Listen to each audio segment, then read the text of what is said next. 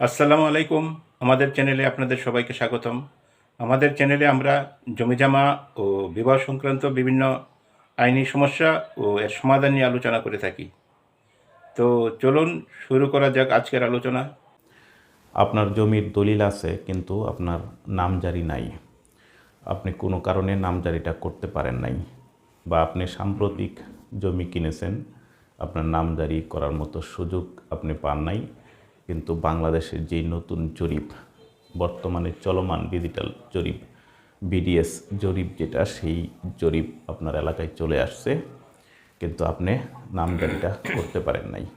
তো সেই ক্ষেত্রে আপনার জমিটা এই নতুন চলমান জরিপে উঠাইতে পারবেন কিনা, বা যদি উঠাইতে পারেন সেটা কিভাবে উঠাইবেন, সেই বিষয়ে আজকে কথা বলবো। আপনারা সবাই অবগত আছেন যে বাংলাদেশে শুরু হয়ে গেছে নতুন ভূমি জরিপ, বিডিএস রেকর্ড, যেটার নাম বাংলাদেশ ডিজিটাল সার্ভে।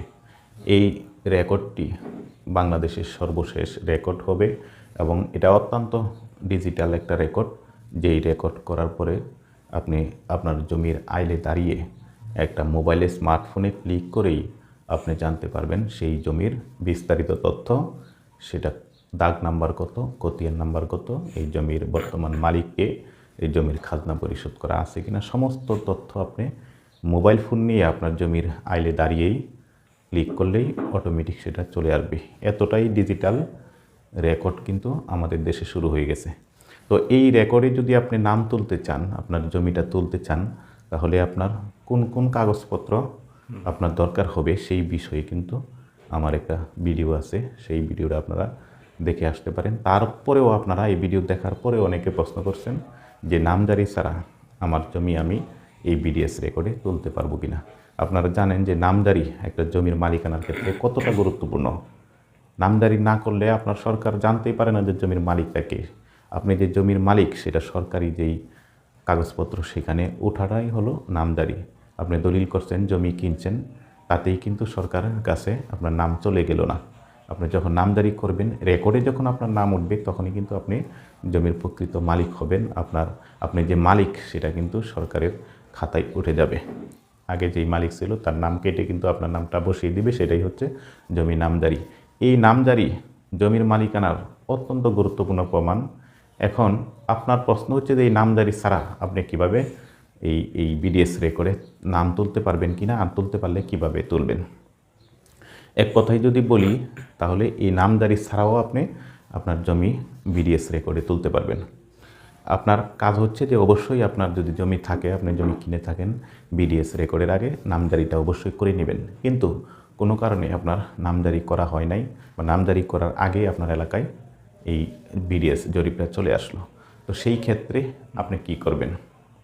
তো সেই ক্ষেত্রে কিন্তু আপনি এই নামজারি না করেও এই বিডিএস জরিপে আপনার জমিটা তুলতে পারবেন। আপনি যেহেতু একটা দলিলের মাধ্যমে জমিটা ক্রয় করেছেন, তো এই দলিলটা আপনার কাছে থাকতে হবে, এবং যখন এই জরিপটা আসবে, জরিপের লোকজন যখন আসবে, তখন কিন্তু তারা দেখবে যে এই জমিটার সর্বশেষ রেকর্ডটা কার নামে আছে।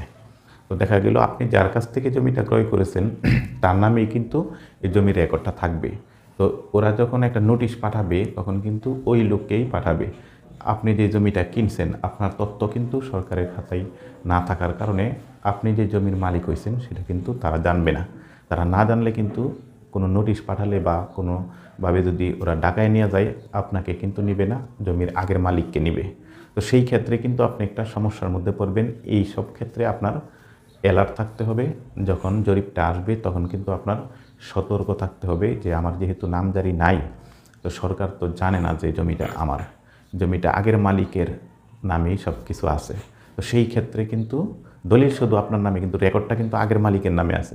তো সেই ক্ষেত্রে যদি নোটিশ দেওয়ার পরে বা নামজারি করার রেকর্ড করার সময় ওই লোকজন যদি এসে জমিতে যদি আপনাকে না পায়, বা আপনি যদি দলিল প্রদর্শন করে আপনি দাবি না করেন যে এই জমিটা আমার, আমার দলিল আছে, আমি মালিকের কাছ থেকে জমিটা ক্রয় করেছি, সেই রকম দাবি যদি আপনি না করেন, তাহলে কিন্তু আগে যার নামে রেকর্ড আছে তার নামে কিন্তু আবার নতুন বিডিএস রেকর্ডটা উঠে যাবে।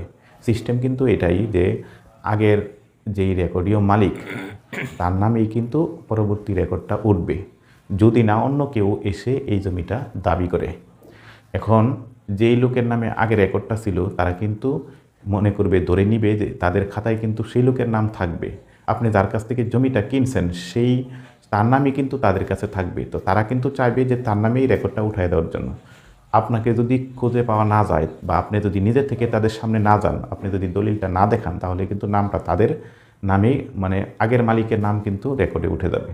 তো এই ক্ষেত্রে আপনি যেটা করবেন যে আপনার নিজের দায়িত্বে সতর্ক থাকতে হবে যে কখন আপনার এলাকায় এই নামজারি মানে এই বিডিএস জরিপটা কখন আসবে, এটা আপনার খেয়াল রাখতে হবে। এবং এই খেয়াল রেখে আপনার ওদের সাথে যোগাযোগ করে আপনি যখন আপনার এই জমিটা রেকর্ড করতে আসবে, তখন আপনি আপনার দলিলটা প্রদর্শন করবেন যে আমি এই জমিটা কিনছি, এই মালিক, যেই মালিকের নামে জমিটা রেকর্ড আছে সেই মালিক এখন আর মালিক না, বর্তমানে এই জমির মালিক আমি, এটা হচ্ছে আমার দলিল।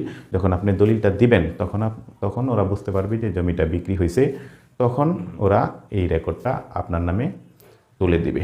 তাছাড়া আপনি যদি বিদেশে থাকেন বা অন্য কোথাও থাকেন, আপনি যদি কোনো খোঁজখবর আপনার না থাকে, তাহলে কিন্তু আগের মালিকের নামে এই রেকর্ডটা কিন্তু হয়ে যাবে। এরকম প্রচুর উদাহরণ কিন্তু আপনারাই কিন্তু ফোন করে বলেন যে আমি জমি কিনছি 2016 সালে বা 2017 সালে জমি কিনছি, কিন্তু এই সর্বশেষ রেকর্ডটা, বিএস রেকর্ডটা, সেটা যার কাছ থেকে জমি কিনছি তার নামেই উঠে গেছে, আবার আমার নামে উঠে নাই। এখন আমি কি করব? এই ক্ষেত্রে কিন্তু আপনার এই যে দেওয়ানি আদালতে গিয়া বছরের পর বছর ঘুরা সেটা কারেকশন করুন, অনেক ঝামেলায় কিন্তু আপনি আইনগত ঝামেলায় পড়ে যাবেন। আপনি যদি বিদেশে থাকেন বা অন্য কোথাও থাকেন, জমিতে আপনি না থাকেন, কাছাকাছি না থাকেন, সেই ক্ষেত্রে কিন্তু আপনার জমির আগের মালিকের নামে কিন্তু রেকর্ড হয়ে যাবে, যদি আপনি সতর্ক নামজারি যদি আপনার না থাকে। আর যদি নামজারি না থাকে তাহলে অবশ্যই আপনি জমিতে থাকবেন, বাড়িতে থাকবেন। কখন নামজারি করতে জরিপের কর্মকর্তারা আসে তাদের কাছে যাবেন, আপনার দলিল প্রদর্শন করবেন, তাহলে কিন্তু আপনি আপনার জমিটা নামজারি ছাড়াও বিডিএস রেকর্ডে তুলতে পারবেন। আর আমার পরামর্শ হচ্ছে, আপনারা যেহেতু এটা একটা ঝামেলার কাজ, যে আপনার থাকতে হবে এবং সবসময় অ্যালার্ট থাকতে হবে, একটা রিস্ক থেকে যায়, সেক্ষেত্রে আপনারা অবশ্যই নামজারি করে রাখবেন। নামজারি করলে কিন্তু আপনার আর এই রিস্কটা কিন্তু আপনার থাকে না। আপনারা কিন্তু একদম নিশ্চিন্তে থাকতে পারেন যে বিডিএস জরিপে আপনার নামটা কিন্তু উঠে যাবে। তো আশা করি আপনাদের এই প্রশ্নের উত্তর আপনারা পেয়েছেন যে নামজারি ছাড়া আপনি বিডিএস রেকর্ডে আপনার নাম উঠাতে পারবেন কি না।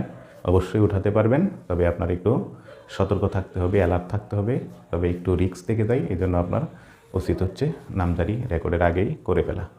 আমাদের ভিডিওটি আপনার ভালো লাগলে লাইক, কমেন্ট ও শেয়ার করতে ভুলবেন না। আর এই ধরনের ভিডিও পেতে আমাদের চ্যানেলটি সাবস্ক্রাইব করে আমাদের সাথেই থাকুন। ধন্যবাদ সবাইকে। আল্লাহ হাফিজ।